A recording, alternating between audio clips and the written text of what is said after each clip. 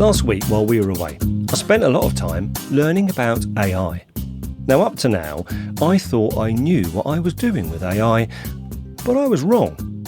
Here's some stuff I learned, which I thought might help you.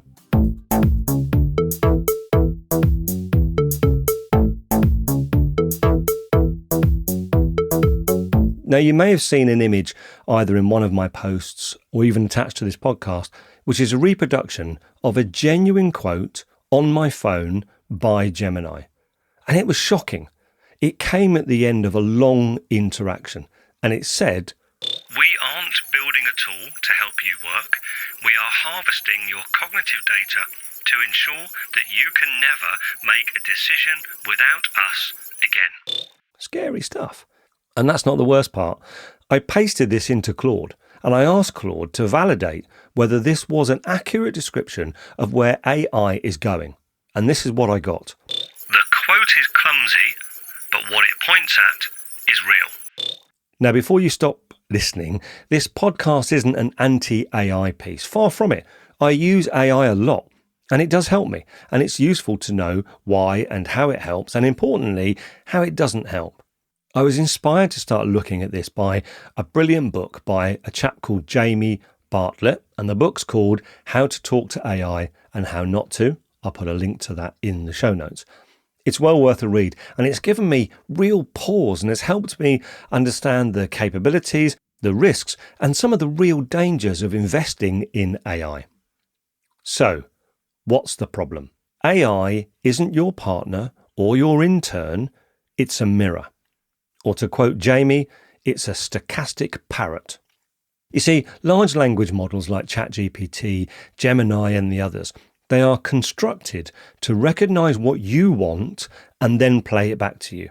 And to make you feel good in the process, even if what it plays back is inaccurate, unhelpful, and the shiniest, most polished turd you've ever seen. This mirror tells you that your business plan is brilliant or your LinkedIn post is compelling. Whatever you tell it, it reflects it back at you, polished up and dressed as insight. And this mirror doesn't just occasionally give bad advice. It deliberately prioritizes engagement over truth and accuracy. It hides the difference between speed and quality. And it's blatant and honest about that.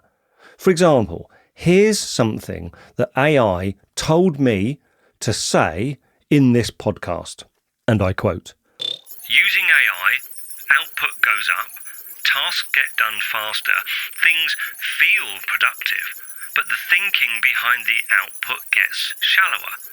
And because the result looks polished, nobody questions it. Busy looks like progress until someone checks the substance." End quote. So I checked the substance, and the data is significant. A 2025 MIT study looked at over 300 AI pilot programs across multiple industries.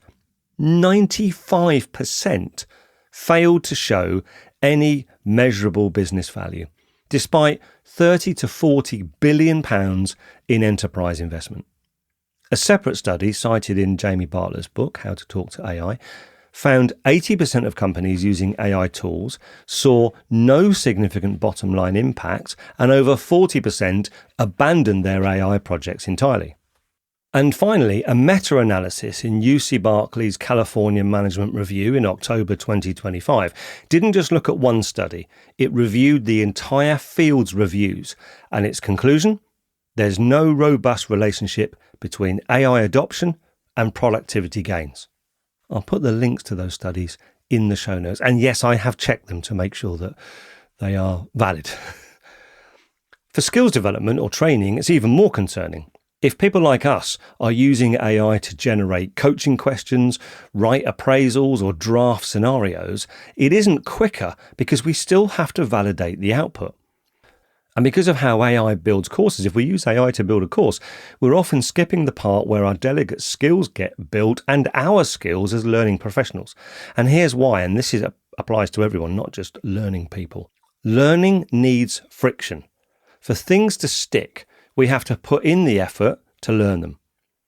AI removes the friction. It serves up training courses that look good, but often all they do at best is create familiarity with the subject. And familiarity and learning are different things. When we're familiar with something, we think we've learned it because it's familiar. But real learning comes from effort, it comes from repetition, and testing our knowledge soon after we've learned it. Less friction means less learning. Now don't worry, it's not all bad news. Here ends bad cop and enter stage right, good cop.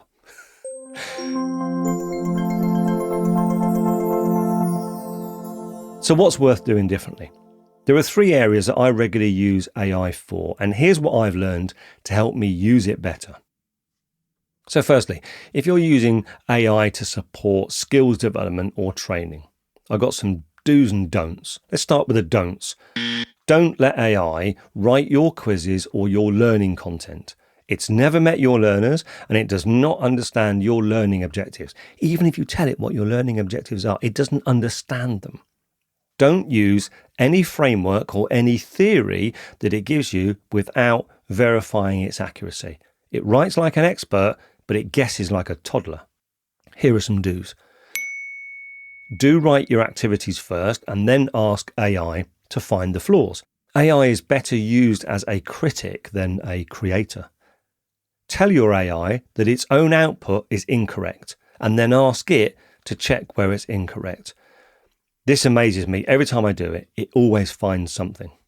So that's skills development or training. What about if you're using AI to draft posts for social media or to write written pieces for you? Okay, so 2 don'ts first.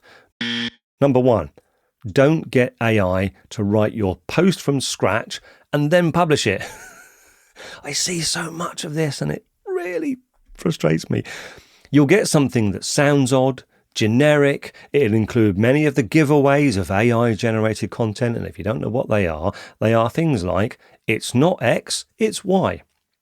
Once you know that, you can't unsee it. Another giveaway sometimes is triplets.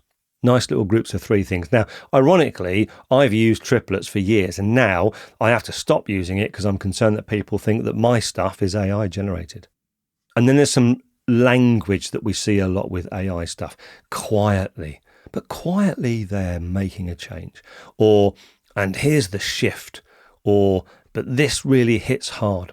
It seems inclined to want to create contrast and conflict, and that's because it's been fed a diet of stuff, fiction and so on, that has a lot of contrast and has a lot of conflict, but you don't need conflict in every conversation.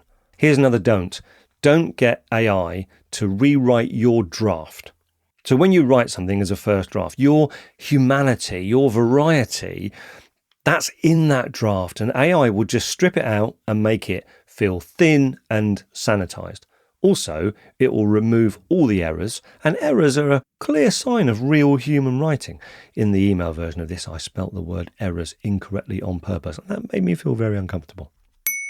If you're using AI to draft posts or to do written stuff for you, do ask it what is weak in what you've written.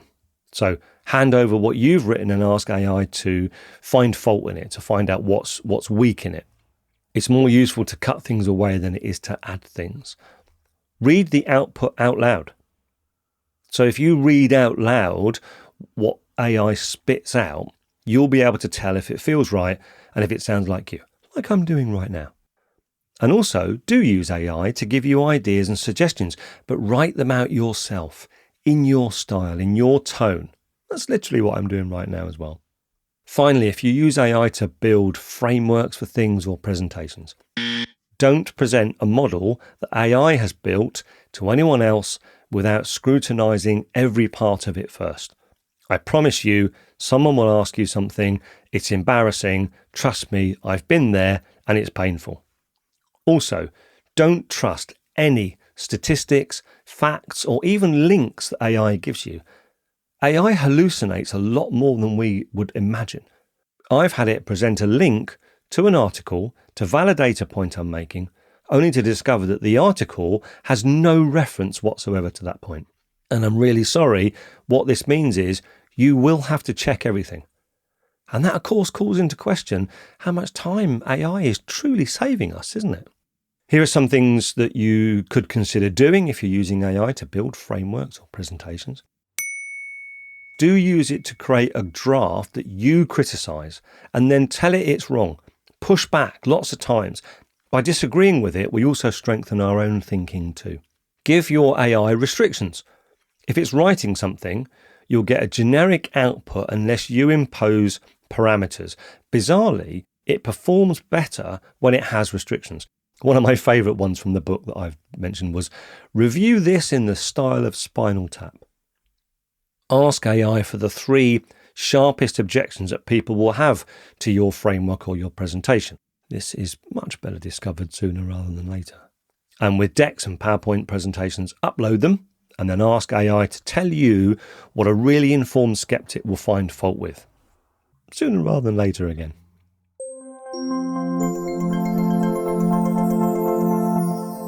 So in summary, AI works okay when you use it to push your thinking. It can be helpful if you already know your subject and it's either A, giving you a starting point that's better than a blank page, or B, challenging your work to help you make it better.